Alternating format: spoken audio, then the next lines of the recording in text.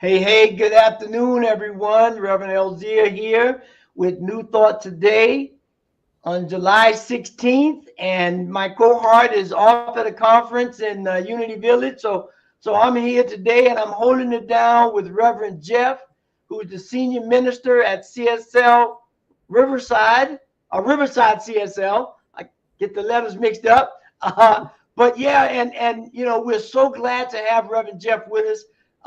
He's headed down in a few weeks to Mexico for the CSL Conference of Americas. He's immediate past chair of the visioning committee at home office of CSL. And so we are in for a treat as we begin to look at new thought in a new world, if you will, in a new way, because we're moving more into other countries. We are going to be leaning on this whole idea of how do we vision and remake the future.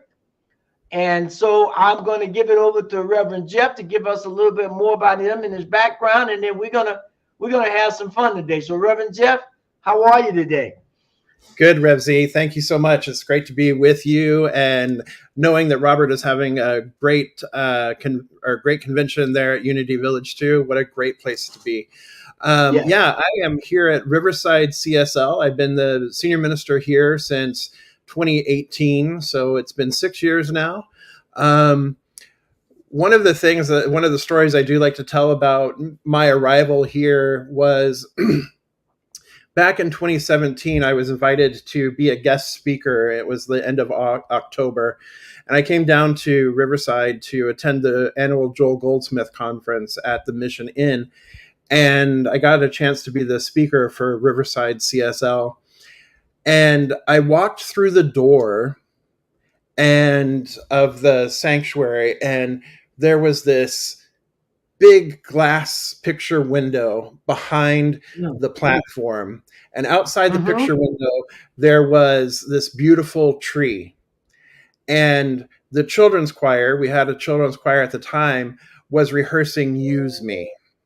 And I knew in that moment that I had found my home because they were without a minister here.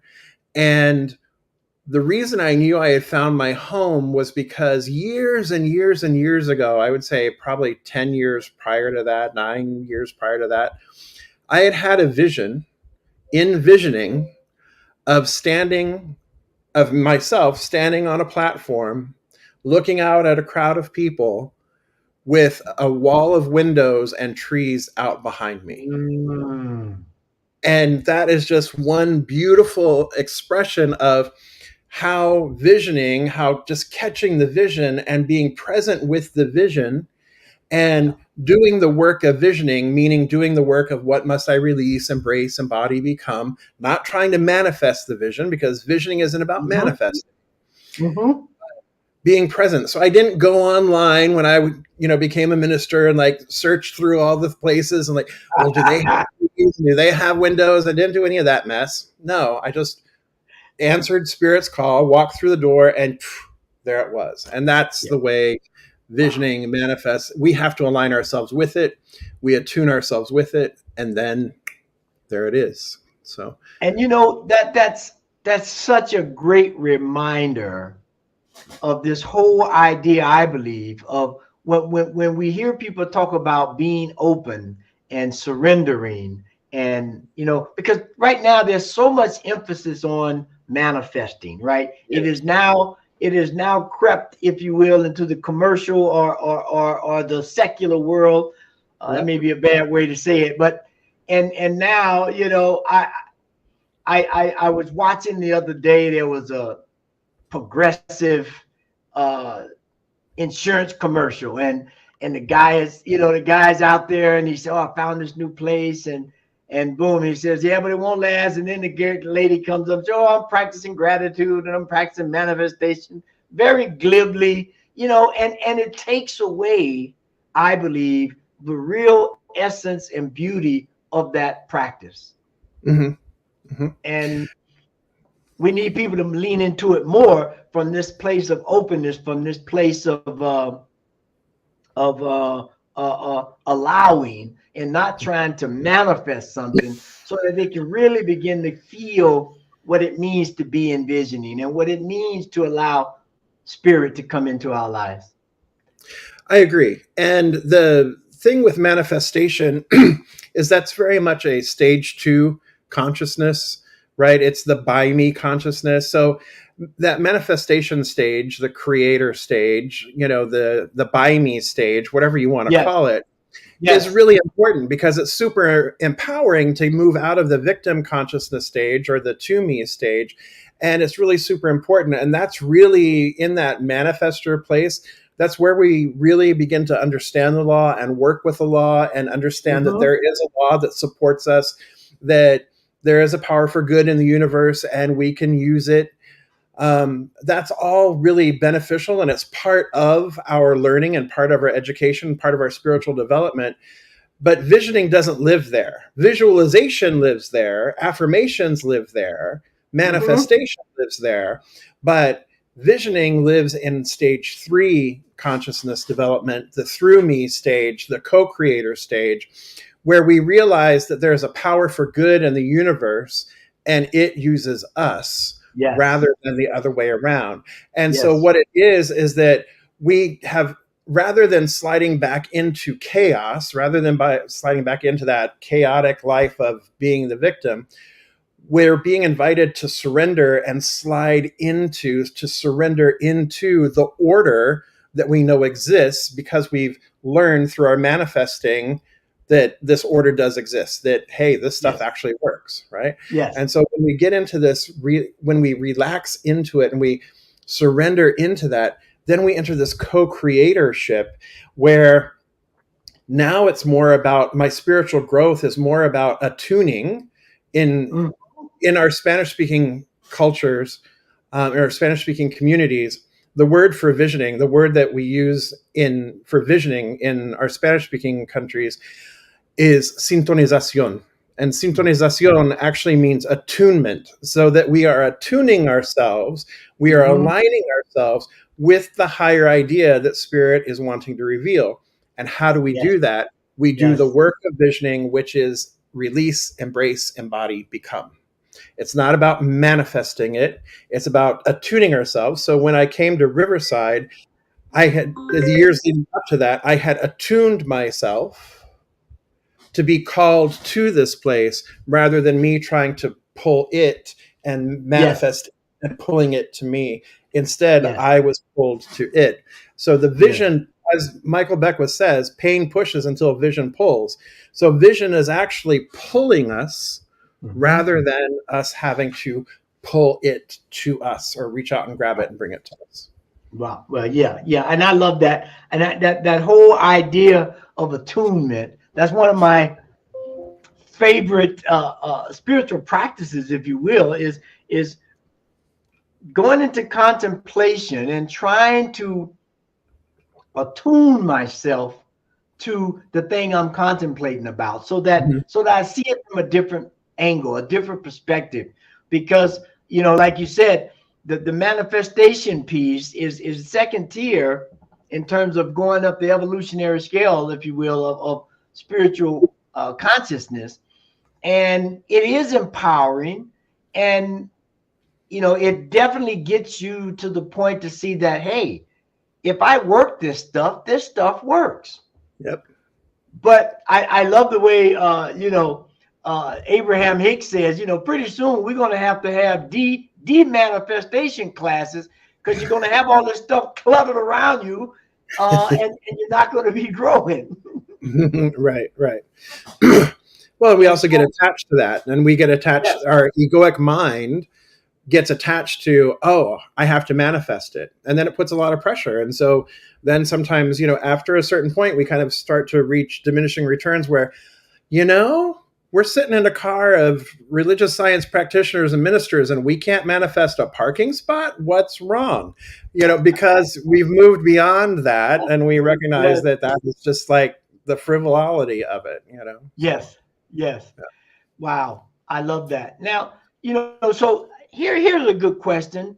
I think as we look at New Thought today, right, and where we're going in the future, as a senior minister in this brave new world, as they say sometimes, Yes. um, as tongue in cheek, right? Yeah, What yeah. what are you finding is and I think we're all experimenting with this. What are you finding is a way to help beginners or newcomers, if you will, and those who've been around for a while? How do you begin to work with them or give them classes or whatever that case might be to understand that we're in a different time, and we have some excellent tools and practices, but we have to figure out how to make them work now. Not that we need to change them, but the environment is different, if Yeah, that makes sense. it absolutely makes sense. So we regularly vision here at Riverside CSL, obviously. With me being the former visioning chair, visioning's been a part of my life for a good 15 years. I've been teaching it, practicing it regularly throughout all areas of my life. So, of course, we use it here. And so what came through visioning last fall for us was a new way of coming together on Sundays. And the way that came through is it started coming through as what is Spirit's highest idea? More engagement, more connection, more community involvement. And it just kept unfolding to where one day it almost came like a download where it kind of just dropped in our laps in visioning. So we are currently in a building that is far too large for us. It was great back in the 80s when everybody had, 800 people on a Sunday or what have you. Our centers and mainline churches, it was whatever, but way too large now. So we're looking at right sizing, not downsizing, but we're looking at right sizing and getting into a new space. So we begun visioning for that as well. But as we were visioning for that, what was coming through was this new way of being in community with one another. And what we realized through the visioning process is we didn't have to wait until we were in our new space, because we do so much space. We have over 15,000 square feet. What we could do is we could start our new format, our new way of being together in the space that we're currently occupying. And so what that has revealed, or what was revealed for us, is we call it the morning table. We have switched our time to 11 o'clock. People come in around 10:30, 10:45. The doors open. Coffee is already out. Snackies, we like to call them snackies. Snackies are already out. You come in and you can grab your snacks, grab your coffee, sit down at a table. On our screens, we have tables with 6 chairs at each table throughout our. We moved into our social hall, and so we've got chairs and tables set up. So you just sit down at a table, choose a table, and we have a icebreaker prompt. That's usually a would you rather kind of question, and then we start at 11. Do opening music. Everybody's, excited and that kind of stuff. So we do all that, do our meditation. But then what happens is I introduce the topic with my talk of about 15 to 20 minutes. And then we go immediately to tables. We have questions prepared. We have some discussion questions prepared based on the topic of the day, that allows the groups of 6 to really get into the meat of the topic and personalize it for themselves. The beauty about this, too, is that the community is coming together stronger. They're going deeper. They leave knowing what we talked about that Sunday, because they've engaged in it right away. Not only have they engaged in it, they've engaged in it in a practical way that's practical to them. Yeah. They've taken whatever it is and made meaning for them because they've been sharing their stories. And what's happening is a beautiful intergenerational thing is happening, not only by ages, but also by newcomers with, practitioner emerita, sitting at the same table and having these rich discussions with one another so that everybody is being fed and learning at their respective stages of consciousness. And it's the consciousness of the community much higher, much faster because they are totally engaged in it. Wow. Totally I engaged. love that. I love that. Then we, call it. At the end of that, I go to the tables. I ask, okay, so what was this table talking about? What was this table talking about? Online, what were we talking about in our Zoom room? Because we also use StreamYard to stream live, but then we also have a Zoom room for our online table discussion. What were you talking about? So everybody has a chance to hear. So the community has a chance to hear. And at those same small tables, before we break, then that small table becomes their prayer pod for the week. So just before they break, they ask each other, what do you want prayer for? What do you want me to know in consciousness for you? And so that group of 6 becomes their prayer pod for the week. So they're getting that support that way too. So it is really, and it, just like I said, it was like we were visioning and all of a sudden, boom, downloaded, like almost like a full thing. And there it is. I am excited and jealous all at the same time because I love that. We've been trying to, we've been looking for that kind of thing, and I love that. And the thing I love the most about it is what you started with the whole idea of how do we be, or how should we be in community? That's right. Because traditionally the church was a community church and it had a community, but that is with the new reality that has kind of expanded a bit. But to have an intentional activity, an intentional way of bringing people together in community, I think is what everybody's looking for. Large, small, and in between centers are looking for that, and I love that. And it's no longer a sit and get. It's no longer a sit and get. It's like, oh, well, the message wasn't very good today. I don't remember what the minister said, or oh, the music was off today, or it wasn't any. It's not a sit and get. It's not a feed me. It's I get to participate. I get to take ownership. There gets to be a dialogue here. That there's, and what we're seeing with this new format is our 88-year-olds love it. And we're increasingly seeing more 20 and 30 somethings. Wow. Engaging. And the other buzzword for me that you said that I think is so important is this whole intergenerational stuff. Right? Because we got a bunch of wisdom keepers who've been in this movement, have lots of experience, but there's not always a vessel, if you will, to deposit that stuff. And to share that stuff with for various reasons. But this idea of randomly getting at tables and everybody's from different walks, and to be able to share and see the commonality, and that here's a person who's been here for X and they're having the same kind of challenge that I'm having. Right. It's just brilliant. I love it. I'll have to offline. I'm gonna have to give you a call. I have to get some help. And I always leave them with some kind of a tool. We call it a tool for thriving, or a transformation tool. So it's an action item for them to continue working on during the week. Then we have our Facebook group that then supports that, so they can continue the conversations during the week based on those questions and based on the tools, and so they can continue to have the conversation throughout the week. So it's been going really, really well.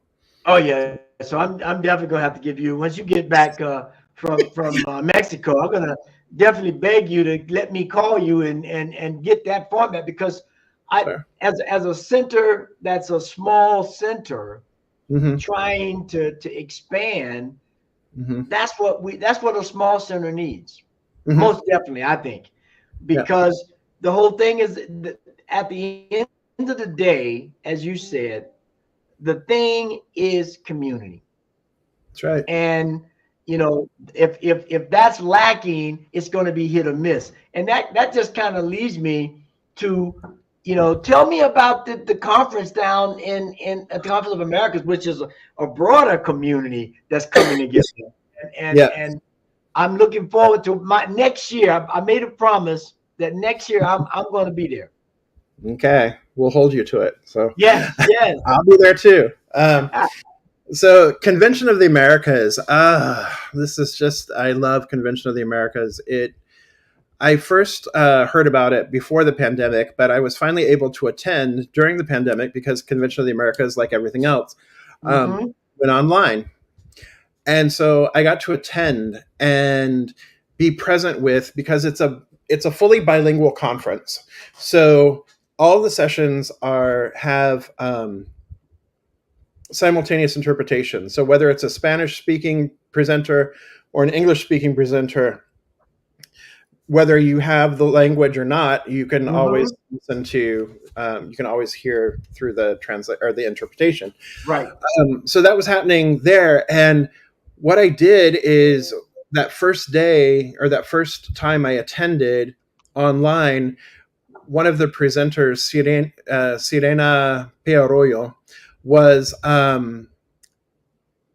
presenting, and she led a visioning in Spanish. And Mm. I had not experienced visioning in Spanish before. I have some Spanish. And what that did is that opened up a whole new aspect of spirit for me, Mm-hmm. um, that I didn't have access to before because it was only in English before. And so having it in Spanish just like really expanded. So I was hooked immediately as to what was happening um, with this convention. And so I was finally able to attend 2 years ago in 2022. I Mm-hmm. presented, I went again last year, presented both times workshops and speaking, and then this time workshop, commencement address, and keynote. So I'm very excited to be there again. I fell in love with this community, our Amada Comunidad, our Region 13 community, our LA community, which is our School of Spiritual Leadership, Latin Right. America Right. community. I mean, this whole Region 13 Spanish speaking community is so invested and so interested and so hungry for, and yet so cutting edge at the same time, Mm-hmm. that it is such a joy and a pleasure to be with. I come away having learned so much about myself, my spirituality, um, my connection with the divine, my spirit, because there is a natural mysticism Mm. that is found in our Latin American communities Yes. that our North American communities would do well to learn from, because Yes. there's that natural mysticism, there's that natural like openness and availability to exactly what we were talking about earlier, that stage 3 consciousness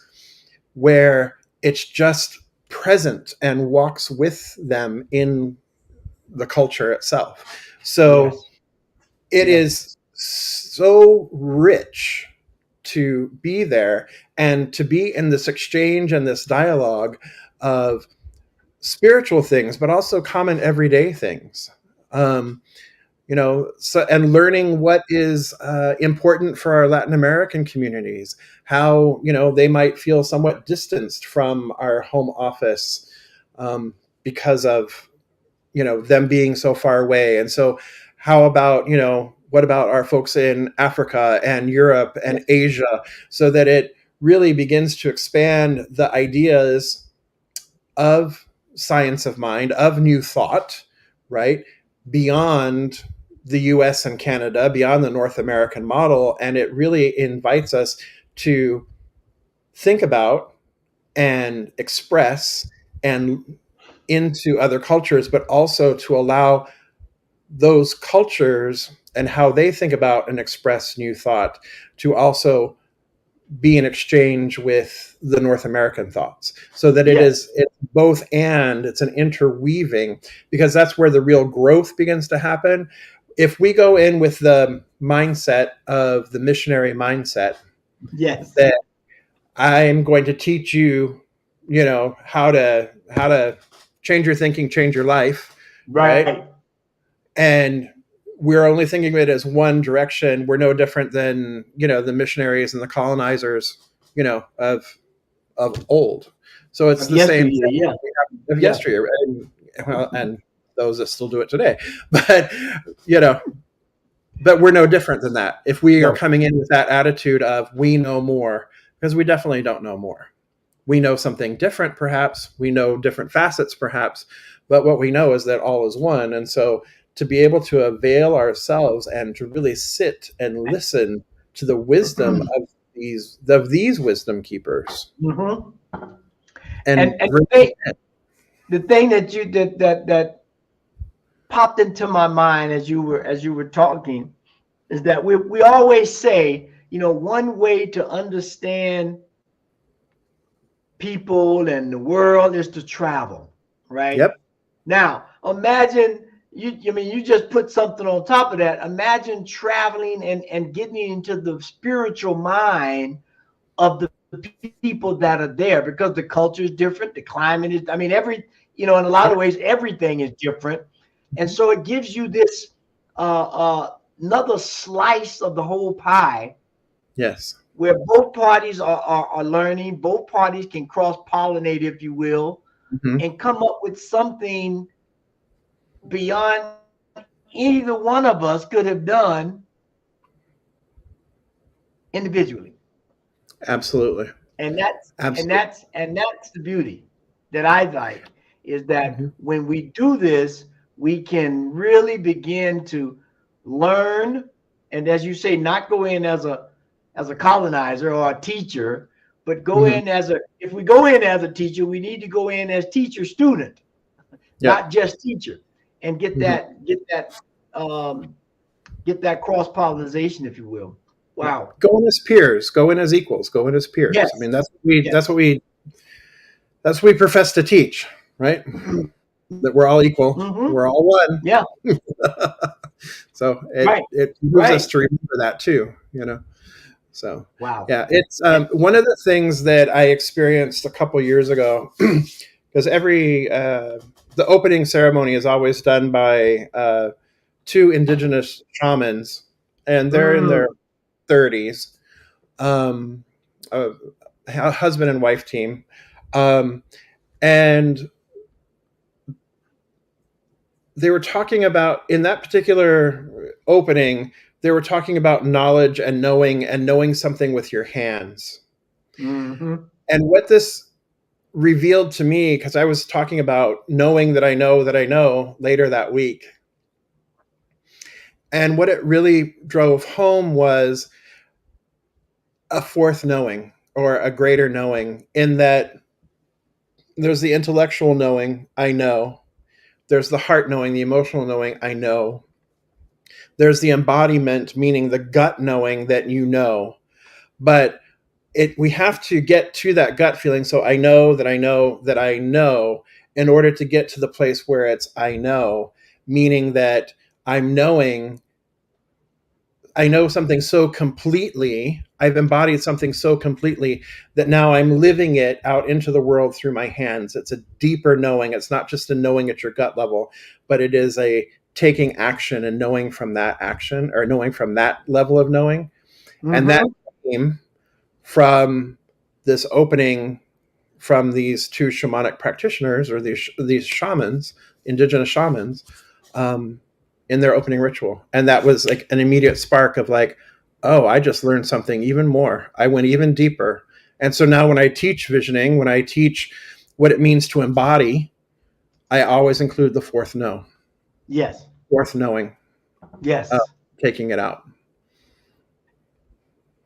And when you think about it, or when I think about it, the more we get involved in this kind of intercultural, if you will, for lack of a better word, exchange, we're going to discover a new way of knowing, right? We're going to add a fifth way of knowing in there, because as the verse goes, when two or more are gathered, right? Exactly. There's a different kind of energy. There's a different kind of container there that allows for something very different to happen and very unique to happen. And that's just great. Yeah. And If you've so, been to Asilomar, they like to call it Asilomar South. yes, Because yes, it is very much, we, for the most part, I mean, we don't take over the entire resort, but it's located at the Monte Carlo Resort on the lake shore of Lake Chapala. And so there's water, you're right there on the lake. It's the largest lake in Mexico. And so the scenery is gorgeous, and the grounds are sacred and hallowed as well. There is over a 500-year-old laurel tree, a bay laurel tree that's just magnificent, that we do meditations under. It is just a really beautiful, sacred space. And being there with folks like Asilomar is, being there with folks that you have so much in common with spiritually, there's just an energy about the place, an energy about that whole time that is just so powerful and palpable. I really highly encourage all of your viewers, come on down. It starts in 3 weeks. It's August 6th through the 10th. There's still time to register. There's still time to join us. So hop on conventionoftheamericas.com and get registered. Wow. Yeah. Conventionsoftheamericas.com and get registered, everyone. Yep. I can't wait. We had I forget her name. One of the other presenters who spends time in both places, I think, and she said I have to be there next year. So right now I'm getting jealous that I'm not going to be there. So I will definitely. I'm planning now to be there next year. And as we get ready to go into this mid cycle here, I want to just there's another conference that we have starting on August 1st through the 4th, which is Celebrating Our Soul. So I want to give a peek on that. And when we get back on the other side, want to talk a little bit about the future of New Thought, not just CSL, but New Thought, and how we hope to and look to expand our view, expand our containment in terms of bringing people in. And so I look forward to that right after this. Celebrating Our Soul, consciously creating change is almost here. Can't make it to Kansas City? No need for FOMO, fear of missing out. We have a virtual option for you. Now you will experience all the main sessions, plus a bonus masterclass hybrid option on self-care from Miko Whitlock of Unity of Washington, D.C. You don't want to miss our fabulous music team, including the soulful Bukeka Blakemore, the wonderful choir director and background vocalist Tyrone Cozy, the phenomenal singer, musician, and songwriter Ray Davis, the amazing vocalist Charles Holt, the talented Iya Omiyomi Ibukemi, the powerful singer Michelle Jordan out of Oakland, the fabulous music director and pianist Angela Ward, the great bassist James Ward, the dynamic drummer Jalen Ward, and the awesome saxophonist Billy Von Winston. You don't want to miss this. Your soul will be celebrating you for bringing it to this conference. Sign up for 8 magnificent sessions for only $275. Consciously create change in your life by registering for this powerful conference today. Go to padntg.com. Wow, it's that time of year. Conferences. So I encourage everybody to find one, go to 2, go to all of them. Because as you were saying, Reverend Jeff, the energy that's present, the things that you walk away with that are just, as they say, by osmosis, just because that energy vibration is set is something that's just special. That's something special. Absolutely. And I will be looking for, hopefully they record your keynote so I can tap in. At least give me a summary, because and so I can feel a little bit of that energy from our South American brothers and sisters. And so as we talk about these expanding borders, if you will, we know we have communities in Latin America. We have communities over in Africa now. There's still a community that's going on in the Ukraine, given all of the stuff that's going on there.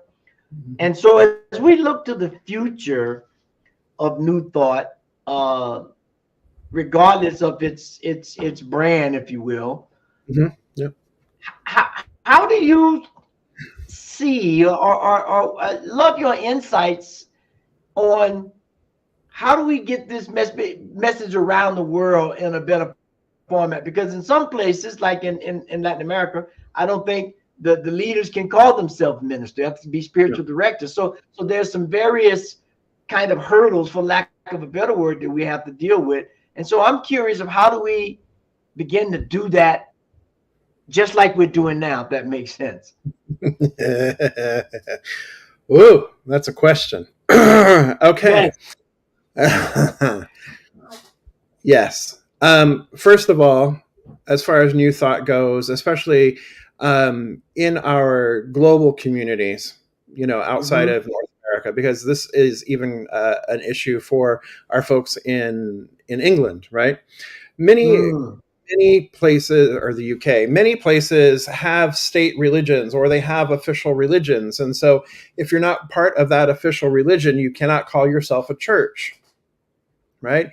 And if you can't call yourself a church, then you can't call yourself a minister without violating law, right? And yet our North American model that we've been operating under in New Thought, and I don't know of a New Thought community that's not operating this way, or a New Thought organization currently that's not operating this way, is very much the old church model.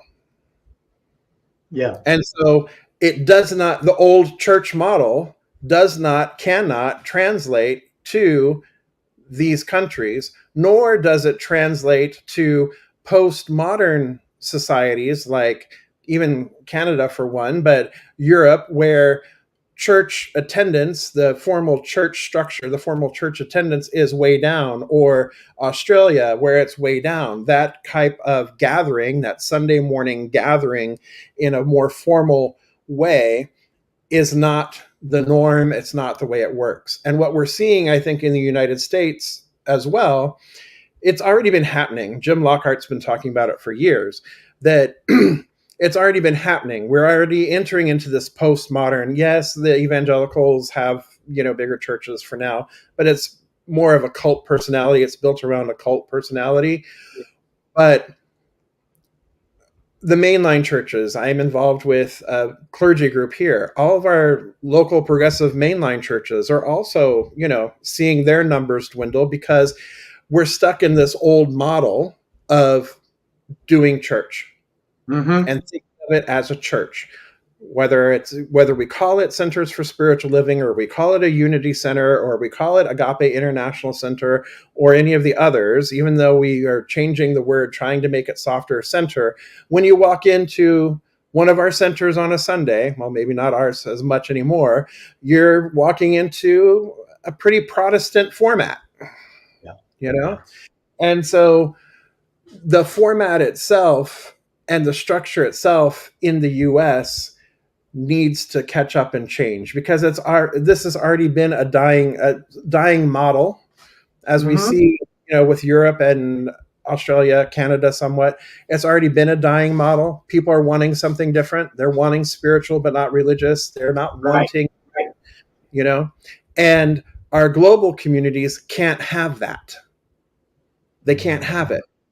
But yet, when our global communities go through becoming spiritual directors or even becoming a minister, they can't really be ordained. There's not a path to ordination for them. There's not this pathway, right? And so you've got this US culture, this US model sitting on top of an international organization or international organizations, because unity is international as well. But you've got a US church model sitting on top of what is becoming a global organization. That global organization, those global communities cannot or aren't interested in that traditional church model. So Right. what you're asking me, what I'm sharing with you is that the model has to change. And this was coming up when I was the chair of the visioning team for CSL. The whole organizational design model, what kept being revealed was that the organizational design model has to change. Right. The design model itself has to change. That can't stay stagnant. That has to change. It's not about moving this language to there and that language to there. It's the whole model needs to be looked at, reviewed, and changed, right? Yeah. So we can shuffle positions, we can shuffle things, but it's really a larger change that is being called for. Speaking from CSL, in our organization, right? Right. I feel that Unity is probably, they're going through their own changes as well with their two different organizations being the same organization, but not. And so there's a complicated model there as well. So until we can recognize in the United States that our model doesn't translate for our global constituency, and it's also not really serving us in the United States much anymore, until we figure that out, there's going to be a cap on, there's going to be a limitation on our growth. So it is about evolving past that. It's evolving into that greater yet to be, which is why it's so exciting for why I find what we're doing at Riverside and being able to focus now specifically on my community and doing this and building this and watching it slowly grow, shift, and change, because people still have to come check it out, but it is shifting, it is changing. It's, we're creating a new model to work in, and we're workshopping it as we go. And I love that, because there's no ubiquitous model, right? Like you're saying, we have to different people need different things, and different people are attracted to different things.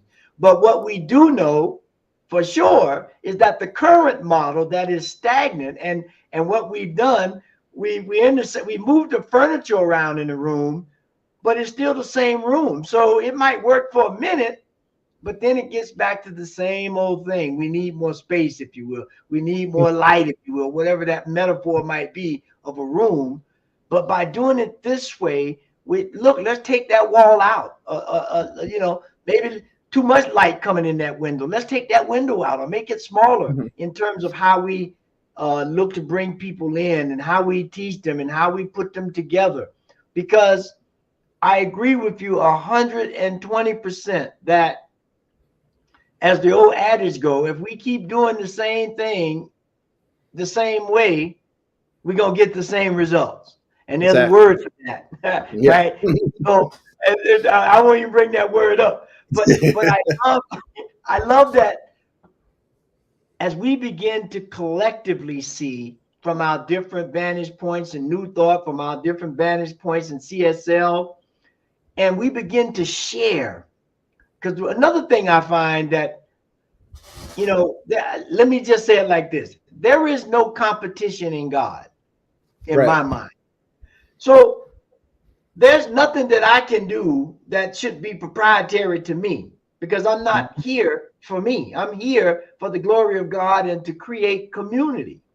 And so I think there's a more collegial atmosphere than sometimes, in some cases, that we have to begin to cultivate to make some of these things happen in the future.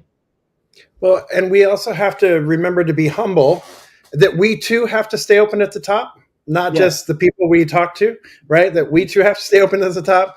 And we also have to be humble, or at least have the humility to accept or to welcome, like what I was saying before, these ideas from South America or from Latin America, these ideas from our global communities, and recognize that we don't have all the answers for them. Right. That we, as an organization based in the United States, we have to be able to support them. It's more like it's the platinum rule rather than the golden rule, you know? The approach has always been do unto others as you would have them do unto you. Well, that's great. And it doesn't help out. Where the platinum rule says, do unto others what they want them to do, right? Or what they want you to do, right? So it's a, or what helps them, right? It's not Yes.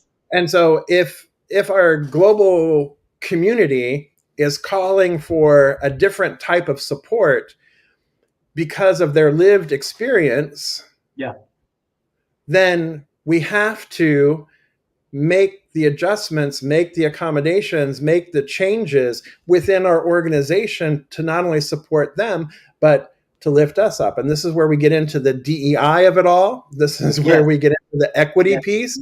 This is where we get into the accessibility piece, where we drop all the barriers. And so everybody has, the barriers don't exist. This is where we get into the justice piece. So all of these things are part of that whole, the deeper question. And what I've noticed with our younger members here, like, let's just say 40 and under, they're looking for that practical spirituality. They're looking for the justice. They're looking for how we walk this out into the world, not just someplace to go on Sunday or sit on your meditation cushion or, think positive thoughts or whatever. The writing was on the wall, Rev Z. For me, the writing was on the wall when I saw that commercial that Jeff Goldblum was in for apartments.com. And that commercial was change your apartment, change your life. Now that apartments.com has taken change your thinking, change your life from Ernest Holmes, it is so inculturated that it's now change your apartment, change your life. Yes. All right. So us continuing to say, change your thinking, change your life. It's fallen on deaf ears because they all know that. It's like you were saying earlier, it's out in the culture. Manifestation is out in the culture. Why are you teaching manifestation? Why are we teaching such basic things that people already have an understanding? We too have to evolve to meet the culture, and then we become relevant again. In fact, we can stay ahead of it. But if we're so stuck in, no, Ernest Holmes said, it's like, okay, Ernest Holmes said, stay open at the top. That's soapbox. Sorry.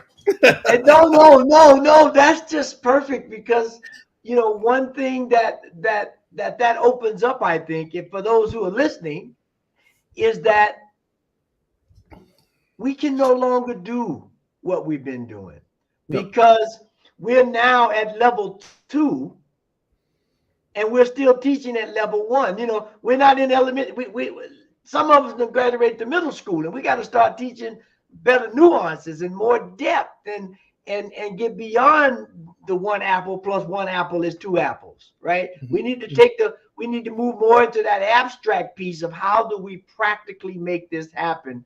Because as you said, I think with the 40 and under, they've been flirting with meditation and yoga and retreats and all these different things that are kind of foundational tools, if you will, to move your consciousness. And they got that part, but now they don't know how to use it to move beyond getting the parking space, if you will. Right. Exactly. And they see, and with the DEIB piece, they see so many other things that need attention other than me getting a new car, if you will. Exactly. That especially this year. Say that again. I said, especially this year. Yes. In the United States, with the with the election happening, and everything that's happening in the news currently. Yes. And it has been happening, since pandemic, especially George Floyd, all of that, all the way up to now. There is this what has happened, one of the things that has happened, kind of harking back to what I was saying earlier, is that we were already approaching this model of this postmodern where, the church wasn't as relevant. We were already approaching that, but the pandemic really brought that closer to like now, rather than, maybe 10, 15 years from now when it might have naturally happened. It brought it now because everybody had a chance to rethink their priorities, rethink how they're spending their time, rethink what they're taking in, rethink what they're digesting. They've had an opportunity to do that. And so we're seeing that showing up. And what I'm noticing from our community, with my community here at Riverside, is these younger folks, these under 40s, they're coming in and they're wanting to learn really how to apply the tools and what they're getting the opportunity to do, because we do give, the tools are practical. It's not like, okay, right, sit on your meditation cushion this week and contemplate, blah, blah.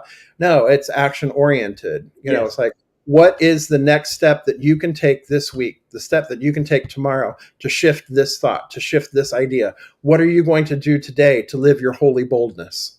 One thing, show me today you're going to do to be bold, right? Yeah. It might mean going out and wearing flashy clothes. It might mean drawing attention to yourself, but how are you going to be visible today? Just for an example, right? Mm-hmm. Yeah. So, yeah. And it's something that's practical, tangible, that they can take away right then, that makes a difference right then. Because it has to make a difference right then, and it has to be measurable, and so that they can see some success. And guess what? Our 88-year-olds want the same thing. Yes. How do Our I 88-year-olds want the same thing? how do I use this stuff every day? Because we need an everyday spirituality, not on a Sunday or Saturday or Friday, whenever the specific organized religions have their special day. It has to be, as we say, a philosophy and a way of life that we move into every day, that we begin to work with every day, so that we work through, as you were saying earlier, the nuances. That's the only way we're going to get the nuanced stuff. And then obviously by doing that, we become an example for others to say, man, I saw him work through that little part. That was a little tricky part over there. He worked right on through it. What did he do? What does he know? Exactly. I just reminded the congregation, our congregation, our center on Sunday. I said, what are we called? Center for Spiritual what? We're not called Center for Spiritual Awareness or Center for Spiritual Enlightenment. What are we called? Center for Spiritual what? Living. Guess what? That means we are called to live spiritually, people. We are called to live it, not just become aware of it, but to actually live it. And living it means practicing it, and applying the principles, practicing and applying the tools. And my people are hungry for it, and they're doing it. Oh, I love it. Oh man, I can't believe the time is trying to get away from us here. And we've covered some good ground. I guess, I wanna just kind of end by asking this question. Is there anything we've missed, or anything that you want to share about, in general, your center visioning, the Conference of the Americas, anything that we don't want to leave unsaid? All right. Yeah. So going back to visioning for just a moment, in my years of practice and that, what I've discovered is that there's so many people, they just want, like, tell me the answer, or they either want to go to strategic planning right away. Oh, we visioned once, I want to go to strategic planning. Or they sit and wait for the Holy Spirit to, like, anoint them with some divine idea inspired and then get them going, right? So that's kind of those two camps. Yes. What I've been working on over the past 5 years or so is this practice of spiritual discernment.